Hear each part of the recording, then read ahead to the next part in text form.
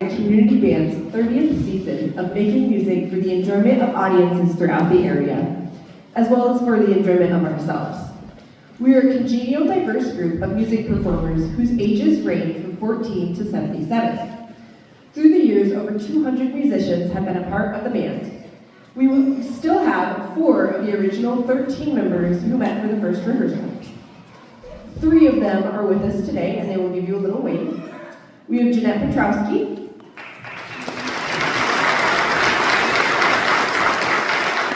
Polly Clark,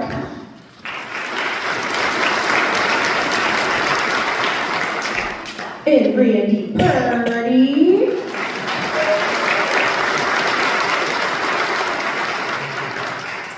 And then also Linda Hodges, but she wasn't able to join us today.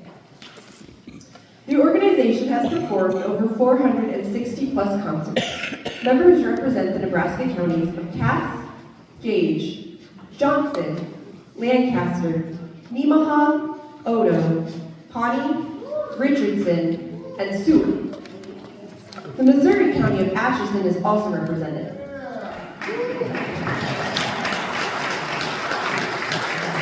If you're interested in joining the band, it's never too late. Contact Ann Belaba or one of us after the concert. Don't worry about being qualified, we don't judge. Most of us don't judge. Like us on Facebook for the latest updates as we continue. Actually, this is the end. So if you haven't seen us up till now, you've missed out. Like, we have one Christmas concert, but you're gonna have to wait till next year to catch us. So like us on Facebook so you know when we start. We now welcome a guest conductor, Brandy Hall, to the podium.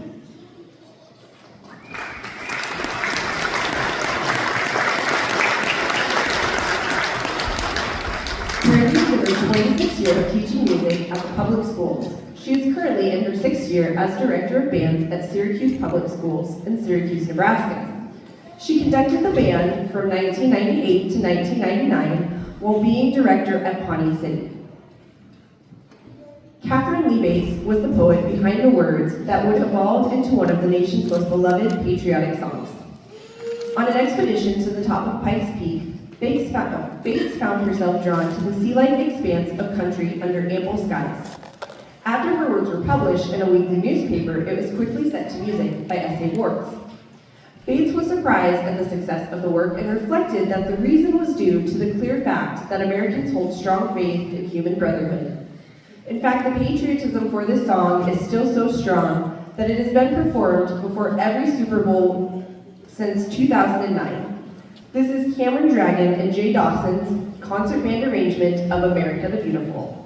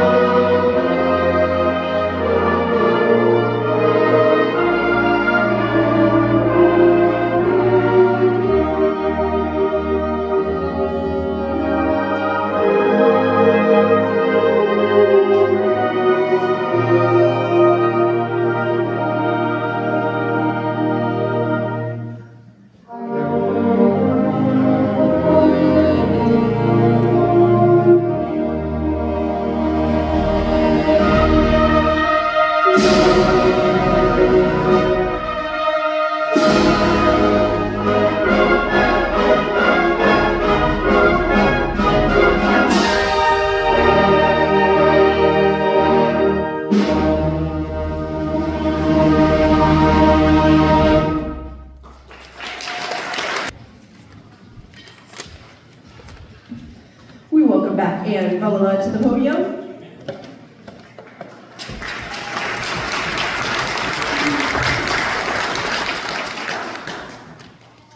James Swearingen created an exciting and energetic composition built on a folk song style with an American portrait. These three four tunes, because I'm not a math teacher, so I don't need to count.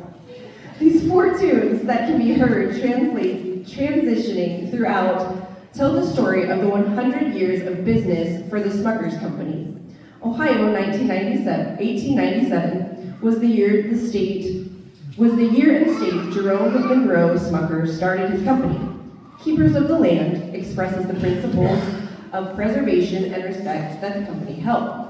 Harvest celebration was based off of Galatians 6:7. Whatsoever a man soweth, that shall he also reap. An example of what the company and its employees lived by. A time to give thanks was a reminder of the company's humble beginnings. This is James Swearinger's An American Portrait.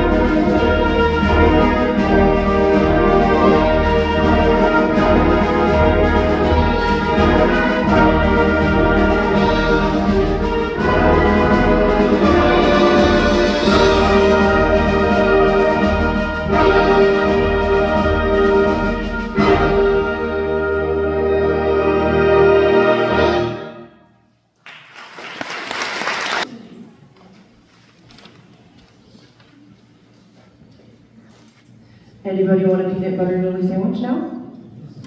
Yeah? We don't have any, sorry. Patriots are simple citizens who unexpectedly became the first soldiers to take up arms and defend the young nation against tyranny. There were no extravagant bands to encourage those who were marching forward into battle. Only the young boys recruited to be part of the fife and drum corps.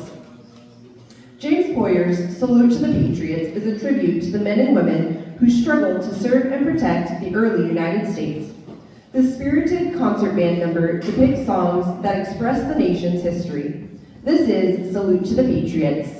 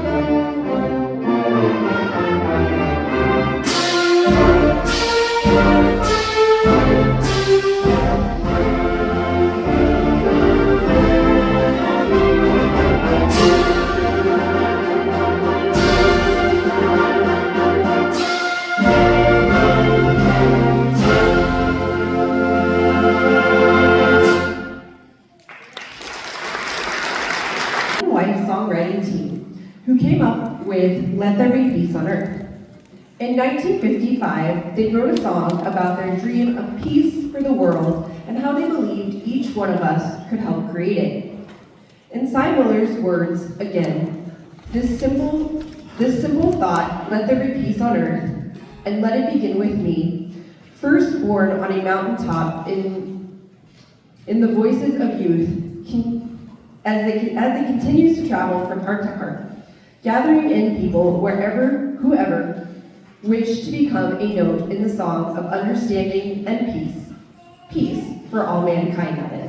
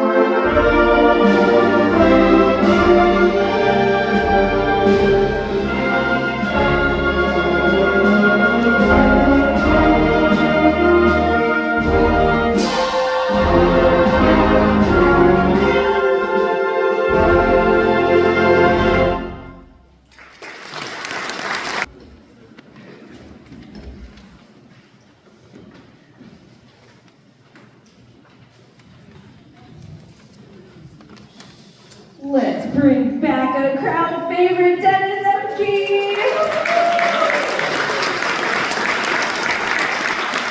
No introduction needed. Actually, he prefers it that way, so. Who can resist the wonders of a march composed by John Philip Sousa? No concert would be complete without a piece by the American March King. Stars and Stripes Forever continues to be one of Sousa's most played marches to this day. Sousa's sense of patriotism was so strong that he became homesick while in Europe and paced the deck as he returned to the United States. We feature Ann Belova from Pawnee City, Kim Quimby from Lincoln, and Gage Bailey from Nebraska City on piccolo. This is Stars and Stripes Forever.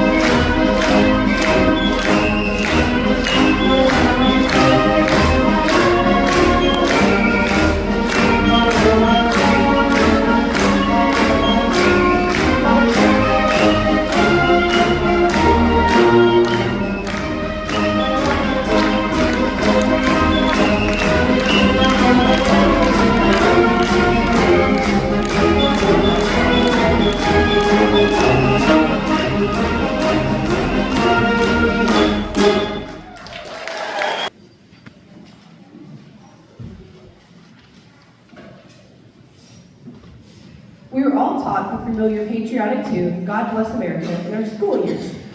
However, around the time of World War I, Irving Berlin decided to add a preamble to his popular piece. The vocalist, Kate Smith, was asked to debut the song on her CBS radio show, The Case in a Hour. When the chorus comes around, we ask that you join in singing as the Southeast Community Band performs God Bless America.